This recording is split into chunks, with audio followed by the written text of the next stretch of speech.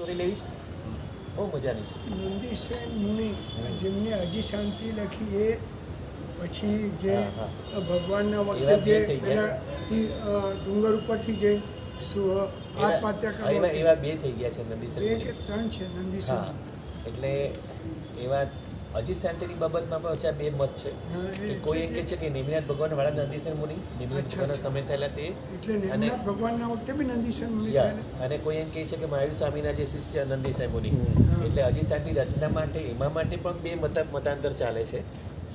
અને પછી ચંદન તલાવડી પાસે પણ છે પેલી દેરીઓ, જે હા. અજીત શાંતિની દેરીઓ, અને એક નવટોક પાસે પણ છે, નવટોકમાં પણ છે. એટલે બંને મતાંતર છે કે કોઈ કે આ વાળી છે ને કોઈ પણ બંને હવે જે હોય તે આપણે તો બંને સ્વીકારવા, બરાબર. ભાવ સાથે રમવા. ભાવ, હા, આપણે તો ભાવને મહત્વ આપવું. આપણે મતભેદમાં પડવું નથી. સાતામાં કે કાં ભાઈ કેમ છો? સાતામાં તો આજે વાત થઈ છે નંદીશ્વર મુનિ. તો રાજગૃહી નગરીમાં શ્રેણિક મહારાજાના પુત્ર, નંદીસેન મુનિ શ્રીનિક મહારાજના પુત્ર હતા. શ્રેણિક મહારાજાના પુત્ર નંદીસેન રાજકુમાર, એમણે વીર પ્રભુની દેશના સાંભળી અને એમને વૈરાગ્યનો ભાવ જાગ્યો, દીક્ષા લેવાનો ભાવ જાગ્યો છે. ઘરમાં બધાની રજા લીધી છે, રસ્તામાં જઈ રહ્યા છે અને આકાશમાં દેવ અદ્ધર અટકીને કહે છે, તમે ભૂલ નહીં કરો, તમારા ભોગાવલી કર્મ બાકી છે, તમે દીક્ષા નહીં લેતા. પણ નંદીસેન મુનિને વૈરાગ્ય એટલો પ્રબળ છે, એને થાય કે હું એક ક્ષણ એક પલ પણ સંસારમાં રહી શકું એમ જ નથી.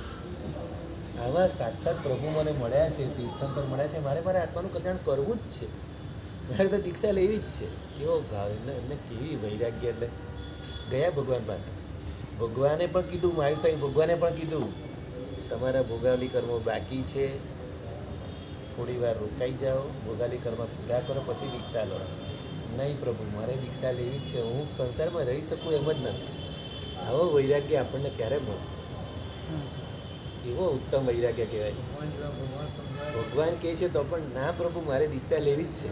હશે જે સમય જે થશે જોઈ જશે, સહન કરી લઈશું, પણ મારે દીક્ષા લેવી છે. સંસારમાં મારાથી રહેવાય એમ જ નથી. દીક્ષા લીધી નંદીસેન મુનિ, બહુ ઉત્તમ જીવ હતા, બહુ ઉત્તમ જીવ. દીક્ષા લીધી. ઉત્કૃષ્ટ પાલન. હવે દીક્ષા લીધા પછી બધું ભણે છે, શુદ્ધ સંયમ ચારિત્ર બી સારું પાડે છે, બધું ભણે છે.